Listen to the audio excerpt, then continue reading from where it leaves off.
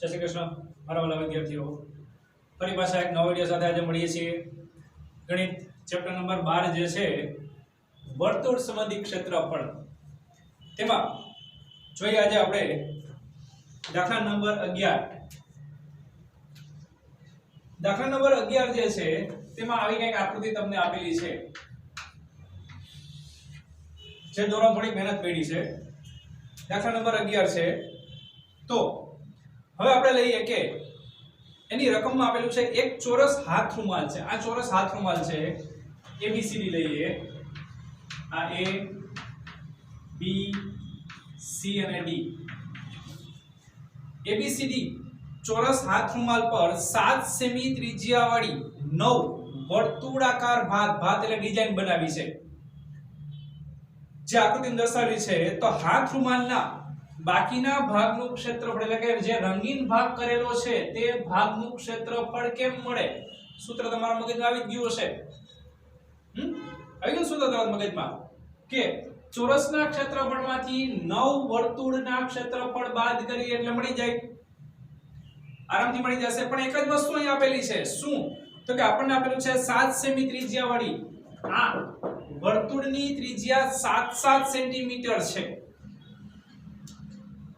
તો ચોરસની બાજુનું માપ કેટલું થાય તે ખાસ અહીંયા વિચારવાનું છે.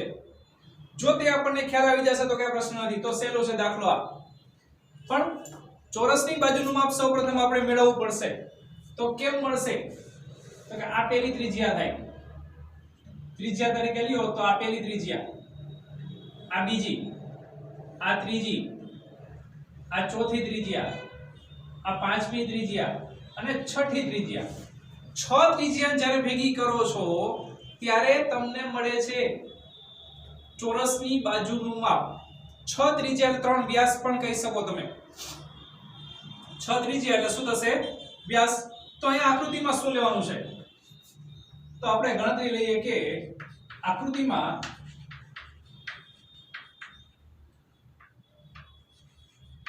ચોરસ હાથ રૂમાલમાં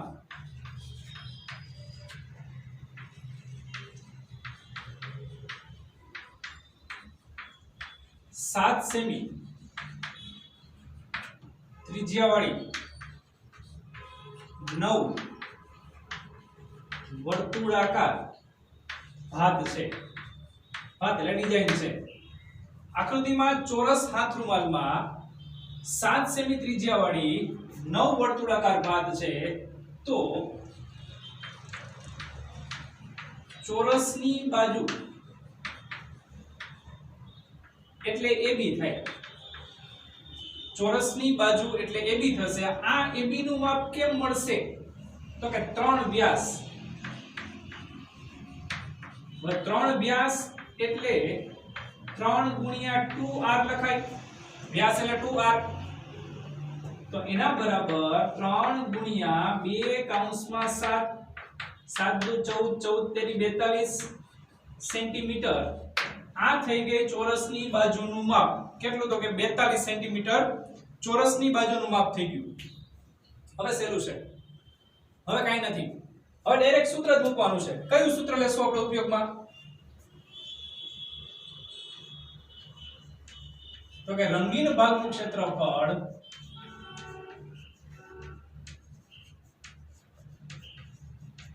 બરાબર ચોરસનું ક્ષેત્રફળ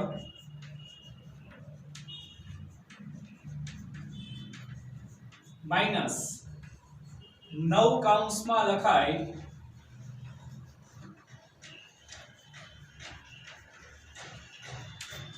વર્તુળનું ક્ષેત્રફળ. ચોરસના ક્ષેત્રફળમાંથી 9 વર્તુળના ક્ષેત્રફળ બાદ કરવાના. આનું સૂત્ર થાય AB², 9 કૌંસમાં આવશે પાઈ r². AB² AB એટલે ચોરસની બાજુનું માપ માઈનસ 9 કૌંસમાં વર્તુળનું ક્ષેત્રફળ એટલે થશે પાઈ r². AB નું માપ છે 42 એનો વર્ગ ઓછા 9 કૌંસમાં પાઈ ની કિંમત લેવાની છે 22/7 ગુણ્યા 7 આ પ્રમાણે. તો આ 7 7 કેન્સલ થઈ જશે 42 નો વર્ગ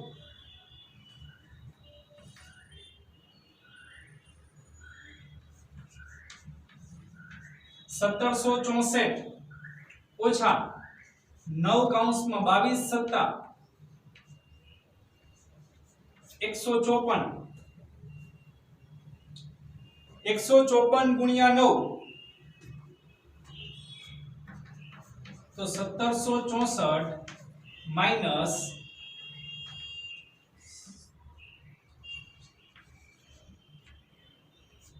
1386 આવે 1764 માઈનસ 1386 આ બંનેની બાદબાકી શું થશે તો કે 14 માંથી 6 જાય એટલે આવશે 8 15 માંથી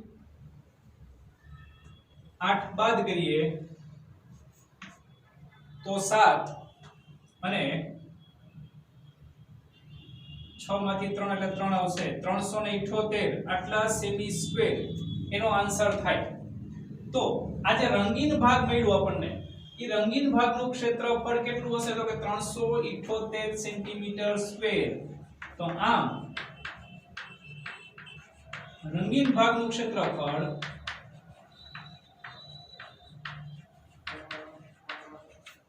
378 સેમી સ્ક્વેર છે આ આન્સર લખાય આ રીતે સમજે કે વસ્તુ છે કાઈ નહીં ખાલી આ એક વસ્તુ સમજવાની છે કે અરસપરસ છે બાજુ પરથી ત્રિજ્યા ત્રિજ્યા પરથી બાજુ કેમ મેળવવી હા આની જગ્યાએ 16 આપેલી હોય તો હજી એક લાઈન વધારે દેવાની બે બાજુ તો અહીંયા શું આવે 4 ગુણ્યા વ્યાસ 4 વ્યાસ થશે અહીંયા 3 વ્યાસ છે એટલે ધ્યાન રાખવાનું કઈ રીતના આપણને આપેલું છે ચોરસ છે એટલા માટે ઓકે માની લો કે વધારામાં તમને આપું કે આમ 4 છે અને આમ 3 જ છે તો ચોરસની જગ્યાએ શું આવે લંબચોરસનું ક્ષેત્રફળ તો લંબાઈ અને પહોળાઈ બે શોધવાની તો લંબાઈમાં જોઈ લેવાના 4 વર્તુળ હોય તો 4 વ્યાસ આવે પહોળાઈમાં 3 વર્તુળ હોય તો 3 વ્યાસ આવે તો લંબાઈ ગુણ્યા પહોળાઈ સૂત્રમાં લખવાનું બાકી આ જ પ્રમાણે સમજાય કે બધાને ચલો સ્ક્રીનશોટ પાડી લેવાનો એક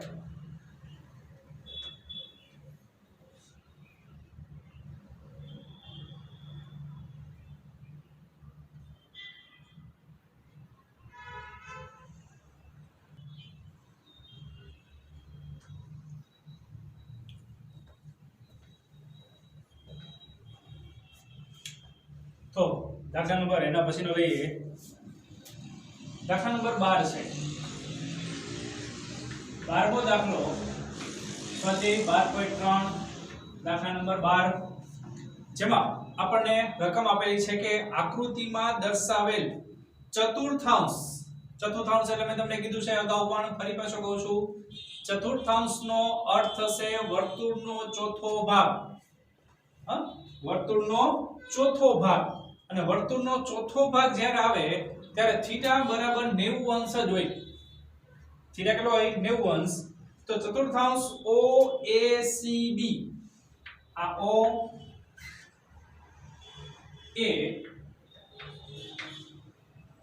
અહીંયા C બિંદુ છે અને અહીંયા B બિંદુ લઈએ OACB આ એક ચતુર્થાંશ છે જ્યારે ચતુર્થાંશને દર્શાવો વૃત્તાંશને દર્શાવો ત્યારે 4 બિંદુ વડે દર્શાવવા પડે જો ખાલી OAB લો તો ત્રિકોણ થઈ જાય એટલે C બિંદુ જે છે તે વૃત્તાંશ પર ગમે ત્યાં લેવાનું નામ દેવું હોય તો નહીતર વૃત્તાંશ લોકો ચાલે જેનું કેન્દ્ર છે O આ O કેન્દ્ર લઈ આ વૃત્તાંશ દોરેલો છે આમ તો એની ત્રિજ્યા કેટલી થાય કોઈ કહી શકો તો કે આ બે માપ સરખા હોય આ OA અને OB બે માપ સરખા છે ત્રિજ્યા જેટલા અને ત્રિજ્યા 3.5 સેન્ટીમીટર છે હમણાં કીધું તમને તો આ થશે 3.5 સેન્ટીમીટર તો આ પણ 3.5 સેન્ટીમીટર જ થાય જો OD બરાબર 2 સેન્ટીમીટર હોય તો બે વસ્તુ અલગ અલગ શોધવાની છે અહીંયા એક D બિંદુ આવેલું છે અને O થી D નું માપ આપેલું છે 2 સેન્ટીમીટર. જો OD બરાબર 2 સેન્ટીમીટર હોય તો પેલું છે ચતુર્થાંશ OACB નું ક્ષેત્રફળ શોધો, એટલે આખે આખાનું ક્ષેત્રફળ શોધવાનું છે. અને બીજું કીધું છે દર્શાવેલ રંગીન પ્રદેશનું ક્ષેત્રફળ શોધો. દર્શાવેલ રંગીન પ્રદેશ કયો છે? તો કે આ રંગીન પ્રદેશ થશે.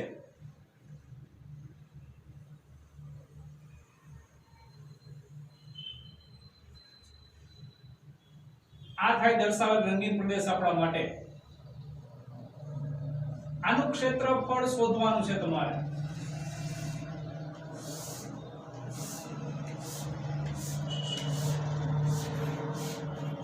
આ રંગીન પ્રદેશ જે આપેલો છે તેનું ક્ષેત્રફળ કેમ મળે? તો સિમ્પલ વસ્તુ થઈ ગઈ કે વૃત્તાંશમાંથી ત્રિકોણ બાદ કરો. વૃત્તાંશના ક્ષેત્રફળમાંથી ત્રિકોણનું ક્ષેત્રફળ બાદ કરો એટલે આ રંગીન પ્રદેશનું ક્ષેત્રફળ થઈ જાય. તો સૌપ્રથમ આપણે લેશું પેલું, જેમાં શું આપેલું છે આપણને કે ત્રિજ્યા. તો અહીંયા લઈએ કે આકૃતિમાં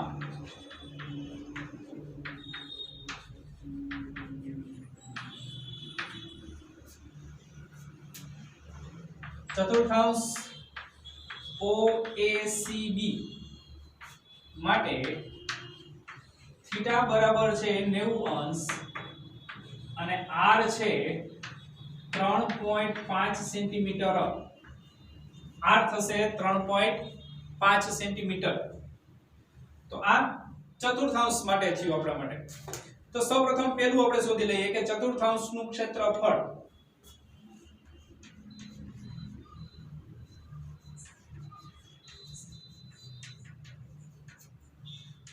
OACB નું ક્ષેત્રફળ બરાબર શું આવે? તો કે પાઈ r સ્ક્વેર થીટા છેદમાં 360. પાઈ ની કિંમત તો કે 3.14 લેવાની છે. સોરી 22 ના છેદમાં 7 કીધી હશે. તો અહીંયા લઈએ 22/7 ગુણ્યા r છે 3.5 એટલે લઈએ 35/10 ગુણ્યા 35/10 થીટા છે 90/360. 7 × 5 = 35, 9 ચોક 36, 2 11, 5 દુ 10. અહીંયા આવશે 7 × 35, 5 દુ 10.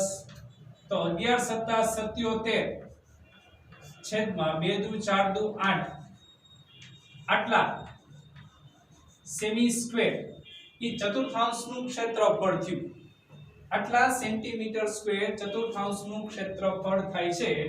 જો તમારે બીજી રીત કરવી હોય તો લખી શકો છો. આ જવાબ થઈ ગયો, પહેલો આન્સર મળી ગયો છે આપણને. અથવા શબ્દ લઈને આપણે લઈએ કે અથવા બીજી રીત પણ છે. બીજી રીત શું થાય? તો કે વર્તુળનો ચોથો ભાગ એટલે ચતુર્થાંશ જ થાય ને. વર્તુળનો ચોથો ભાગ એટલે પણ શું મળે આપણને? ચતુર્થાંશ. તો ક્ષેત્રફળ બરાબર પાઈ r સ્ક્વેર છેદમાં 4 લખો. તો અહીંયા આવશે પાઈ એટલે 22/7 ગુણ્યા r એટલે 35/10 ગુણ્યા 35/10 છેદમાં પાછું 4 છે.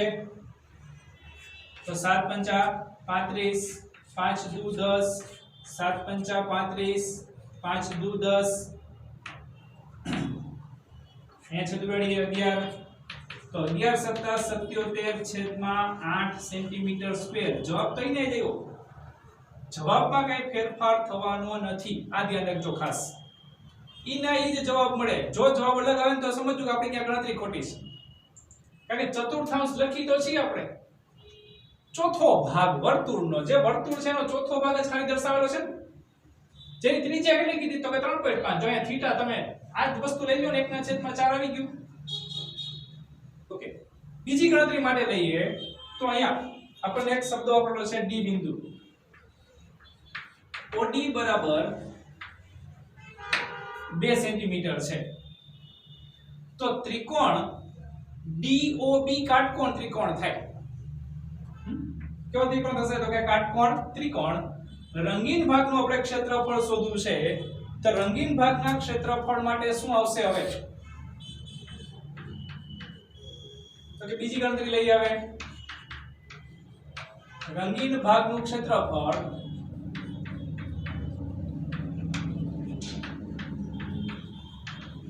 બરાબર વૃતાંશના ક્ષેત્રફળમાંથી ત્રિકોણનું ક્ષેત્રફળ બાદ કરો. વૃતાંશના ક્ષેત્રફળમાંથી ત્રિકોણનું ક્ષેત્રફળ આપણે બાદ કરીએ એટલે મળી જશે. તો અહીંયા આવશે કે વૃતાંશનું ક્ષેત્રફળ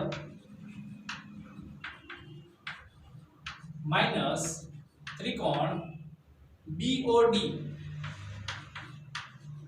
નું ક્ષેત્રફળ. વૃતાંશનું ક્ષેત્રફળ મળી ગયું છે. ઇન કેસ લખું છું કે ત્રિકોણનું ખાલી ક્ષેત્રફળ શોધી લ્યો અને પછી બેની બાદબાકી કરો તોય ચાલે. અને અહીંયા ડાયરેક્ટ તમે આ જવાબ લખો કે 77/8 ઓછા કઈ આ તો મળી ગયું છે 1/2 ગુણ્યા પાયો ગુણ્યા વેધ. પાયો શું છે તો કે OB અને વેધ થશે OD. તો પાયો ગુણ્યા વેધ એટલે થાય OB ગુણ્યા OD. તો આ સૂત્ર થઈ ગયું ત્રિકોણના ક્ષેત્રફળનું. કાટકોણ ત્રિકોણ છે એટલે લખી શકાય તો 77/8 ઓછા 1/2 ગુણ્યા OB નું માપ છે 3.5 એટલે લખાય 35/10 ગુણ્યા OD નું માપ છે 2. સાદુરૂપ દઈએ તો 77/8 ઓછા 7×5 = 35 5×2 = 10 આ બે કેન્સલ થઈ ગયા. શું મળે છે તો કે 7/2 7/2 મળ્યું. હવે તો કે લસા લઈ લ્યો 8 77 ઓછા 7 ચોક 28 બાદબાકી કરીએ 77 માઈનસ 28 તો મળશે મને 49/8 સેન્ટીમીટર સ્ક્વેર. તો આમ રંગીન ભાગનું ક્ષેત્રફળ આટલું મળ્યું મને 49/8. હવે તમે આને પોઈન્ટમાં લખી શકો છો દશાંશ ચિહ્ન માં પણ લખી શકાય છે. કેટલું મળે તો કે સાંજ સ્વરૂપ જ આવશે. આનું પણ સાંજ સ્વરૂપ મળશે. આ આવશે 9/8 એટલે 9 પોઈન્ટ સમથિંગ મળશે તમને 9.625 એપ્રોક્સિમેટલી મળશે. આ એપ્રોક્સિમેટલી પણ એટલું જ આવશે કે આ 9.625 લખી શકાય પણ પોઈન્ટમાં માંગ્યું હોય તો. એવી રીતના આને લખવું હોય તો 6.125 આવે તો આ મળશે 6.125 સેન્ટીમીટર સ્ક્વેર. તો આ રીતે રંગીન ભાગનું ક્ષેત્રફળ અને ચતુર્થાંશનું ક્ષેત્રફળ મળે છે. આ બે વસ્તુ થઈ અહીંયા આપણે આ એક અને આ બે આ બંનેનું શોધવાનું છે. તો આ પ્રમાણે ખાસ લખવું. સમજી ગયું બધાને? આકૃતિ આપેલી હોય આકૃતિ દોરવાની જરૂર નથી. આ તો તમને સમજાવવા માટે હું અહીંયા આકૃતિ દોરું છું. ચાલો આનો એક સ્ક્રીનશોટ પાડી લ્યો.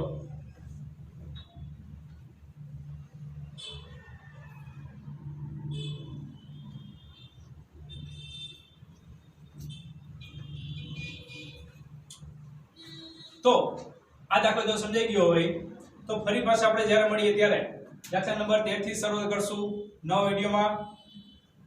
ખાસ સૂત્રો યાદ રાખવાના છે બધાએ અને ગણતરી ખાસ કરતા રહેજો, રિવિઝન કરતા રહેજો તો જ આ બધી વસ્તુઓ આવડે એવી છે. બરાબર? સમજાઈ ગયું બધાને? જય હિન્દ, જય ભારત.